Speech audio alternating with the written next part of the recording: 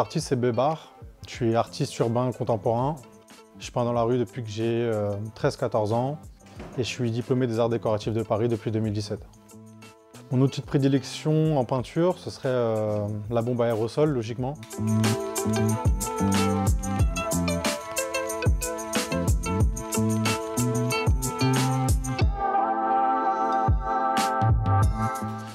Alors comme tous les enfants, moi j'ai toujours dessiné, j'ai toujours baigné dans ça a toujours été très thérapeutique, j'étais un peu hyperactif durant mon enfance. Et sauf que j'ai jamais pu arrêter. Donc tout naturellement, j'ai toujours dessiné, j'ai toujours reproduit des images que j'aimais bien. Lors de mon 12e anniversaire, c'est ma sœur qui m'a offert mon premier pack de bombes et j'ai été happé par toute cette culture. Alors évidemment, ce premier cadeau, ça a découlé sur pas mal de documentation, des livres. À l'époque, il n'y avait pas forcément Internet.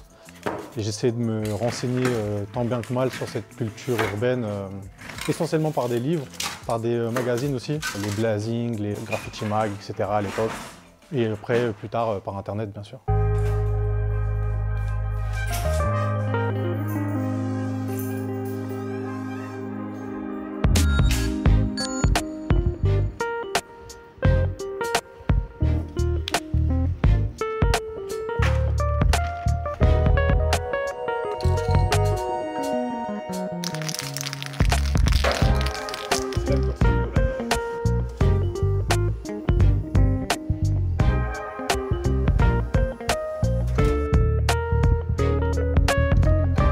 Avec ces premières bombes, j'essayais de me fraterniser déjà avec l'objet, avec le médium. Donc ça passait par des tags essentiellement. Puis un peu plus tard, quelques mois plus tard, je m'attelais au pochoir. Donc je faisais souvent des portraits de rappeurs ou de peintres. Je faisais Dali, je faisais Picasso, j'ai fait des Snoop Dogg. J'ai fait pas mal de stencils, pas mal de pochoirs. Puis ça m'a vite saoulé en fait. Et en fait, je pense pas que ça m'a saoulé, mais en fait, je me suis fait happer par le graffiti et je suis rentré dans le lettrage. J'ai vite vu que j'étais pas très fort en lettrage et que j'avais déjà un certain bagage de dessin et de figuratif. Donc je me suis dit, pourquoi pas signer d'un bonhomme et plus particulièrement d'un bonhomme qui tire la langue, qui s'est stylisé avec les années et à force de le répéter dans la rue. Et aujourd'hui, voilà, c'est le personnage qu'on connaît, qui tire la langue, qui a des crocs et qui a des yeux un peu manga.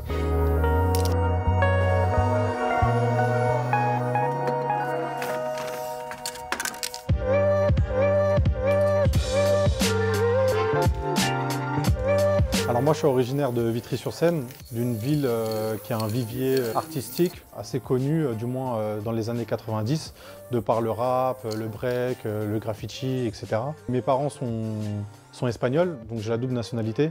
Donc évidemment la peinture c'était quelque chose, la peinture et la musique c'était quelque chose d'assez présent à la maison. J'étais influencé par toute la peinture espagnole, de Picasso à Dali, à Miro. Je pense que j'ai beaucoup été influencé déjà par l'énorme statue qu'on a de Jean Dubuffet à Vitry-sur-Seine. Je pense que mon abstrait, sans le vouloir, elle a été beaucoup influencée par ça. Joan Miro, beaucoup aussi. Hein. En vrai, les contours noirs avec des couleurs primaires qui revenaient assez souvent. On me définit souvent comme très psychédélique, très coloré, qui dégouline, qui fond. Pour moi, au début, c'était mes personnages qui dégoulinaient, qui devenaient de plus en plus illisibles, de plus en plus abstraits. Et c'était ça, en fait, la genèse de ce style, c'était que mes lignes de construction figurative, mes lignes de force, qui étaient mes personnages qui tiraient la langue, j'essaie de les complexifier pour qu'ils deviennent, en fin de compte, illisibles. Et c'était très cellulaire au début. Et en fin de compte, ces cellules de couleur, avec le temps et les années, sont proliférées, on va dire, et ont donné le style qu'on connaît aujourd'hui, qui est assez torturé, assez organique, très psychédélique.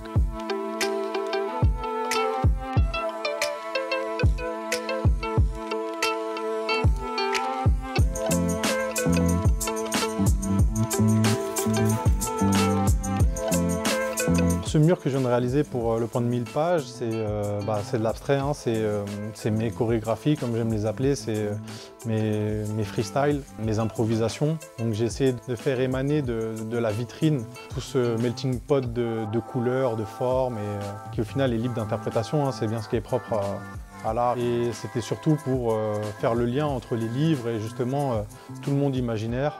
Ce qui est beau dans l'abstrait, c'est qu'on sollicite le subconscient de chacun et chacun peut y voir ce qu'il veut. Donc en fait, on est complètement plongé face à soi-même et face à sa propre imagination, quoi. Je me devais, je pense, de faire quelque chose qui était assez vitaminé pour l'œil et qui pouvait être pétant, quoi.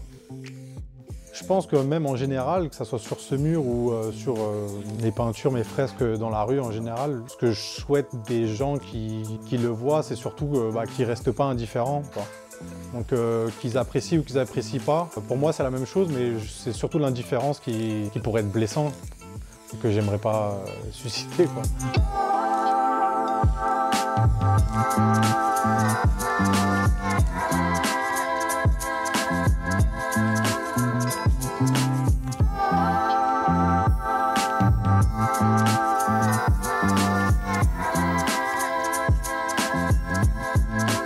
C'est quelque chose de très personnel, chacun peut y voir ce qu'il veut, donc je serais très curieux de savoir ce qu'auront retenu les gens une fois qu'il sera plus sur le mur, quoi.